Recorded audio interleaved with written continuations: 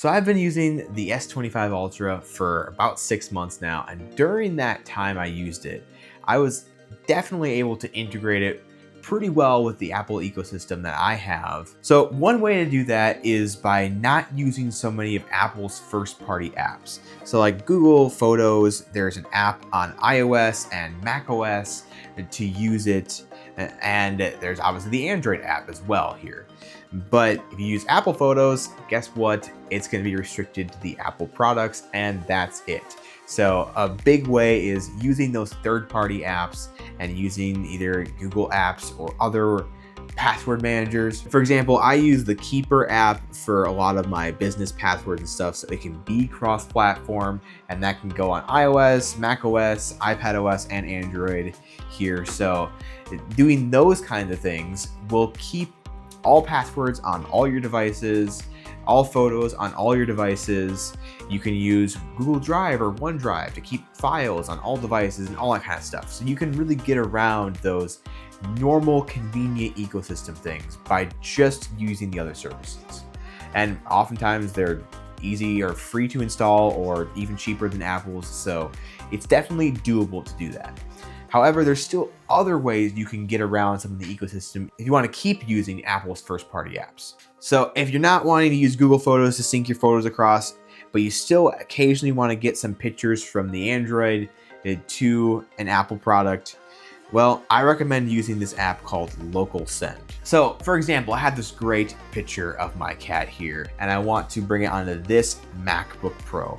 Well, all I need is the Local Send app, and you don't have to wire in or anything like that, and you can just basically use an AirDrop-like feature between these apps. So you have to have the app installed on the Mac or whatever device you're going towards, and the Android phone as well. It is something you have to set up a little bit, but once you set it up once, it's super easy. So if I just go to sharing this photo, and now Local Send appears as one of the options. You just tap it, and boom, the file is right there.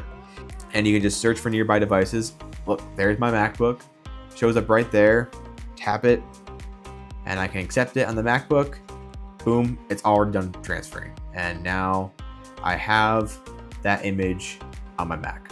Beautiful. So it is that easy to get around some of those ecosystem things. It gets more difficult if you have a really big video file, and it definitely takes longer. I think AirDrop might be a little quicker with some of those video files than it seems that Local Send is, but also the kind of videos I transfer from my Samsung to an Apple device is usually 8K video or something like that too, which is way bigger than anything even on an iPhone that I would have. So those files are massive.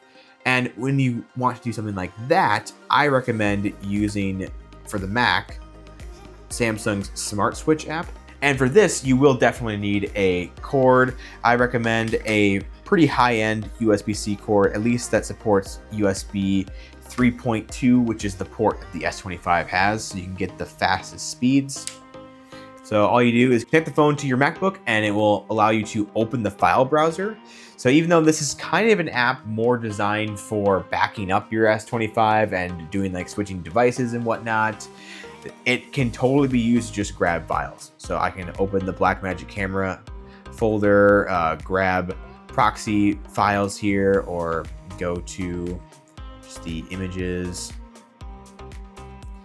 look at my screenshots. Okay, I need this screenshot. All right, boom, transfer it out there. And it uses a wired connection to do that.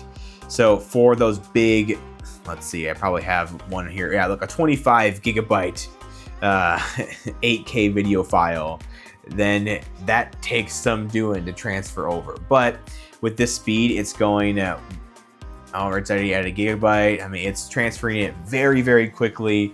You're waiting a couple minutes tops to get that file transferred. And that is really helpful for those big files. And for a while, I was trying to figure out the best way to even transfer files from the Android phone to the Mac at all, and then I realized, oh, you can just use Samsung's app there, and it just works super well because it's made to do that. And Local Send has an app for Windows as well, so no matter what device you're on, you can use this app.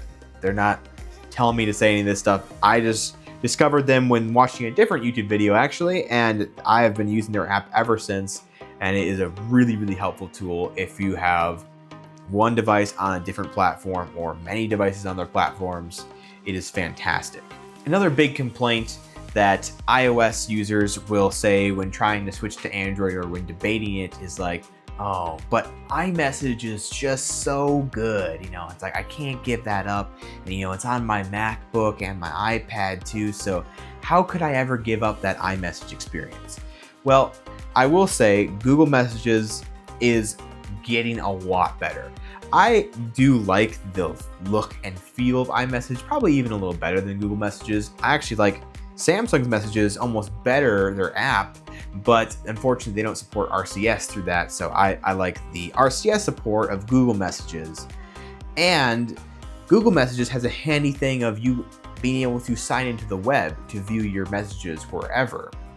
So basically, a company realizes that you can just access Google Messages from a web page. They just basically made a dedicated app for it called Texty. And all you do is you sign into your Google Messages account, and you can get the Pro version for $1 a month, and it gets some kind of cool features, like you have better notifications and all this kind of stuff. Basically, if you pay for it, you're getting all the features of iMessage compatibility on your MacBook, at least nearly. I don't even think you need to do that far though. I mean, just getting the messages on the device is really handy, and you can still copy verification codes and all that. It just doesn't do it as automatic for you. But yeah, I've been using the free version the entire time that I have had my Android phone, and that has been a huge lifesaver. Now, on the iPad, there is not the dedicated app, but you can use a web app. So you can basically save the website to your home screen, and it's like a shortcut where it always opens that web page. And it's an okay workaround. It's not quite as nice as the built-in app on macOS, but it is still a way to view your messages easily and consistently on the iPad from your Android phone. So let's say you're on grafxtech.com, which if you haven't checked it out, you should go right now. And you're maybe looking at this pen loop here for the Supernote Manta, and you want to copy some text and paste it to your MacBook. Not sure why you would, but hey, let's say you need to. You know, you need to copy that text and go cross-platform with it. Well, you can actually go back to local send, and when you're sending here, you can hit paste, and it just puts in what you have just copied. And if you approve it on the MacBook side, then it shows up all that text right here, and you can recopy it.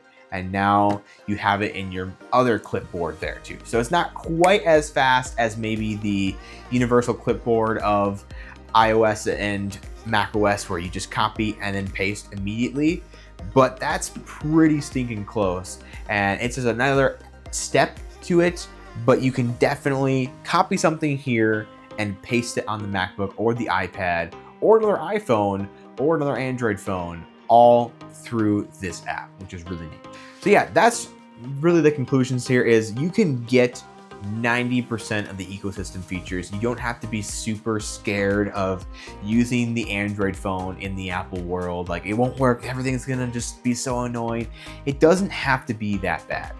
I will say it is always going to be easier to just use an iPhone with a MacBook. It's not as bad as it once was, and there's lots of workarounds now that you can easily get most of those features.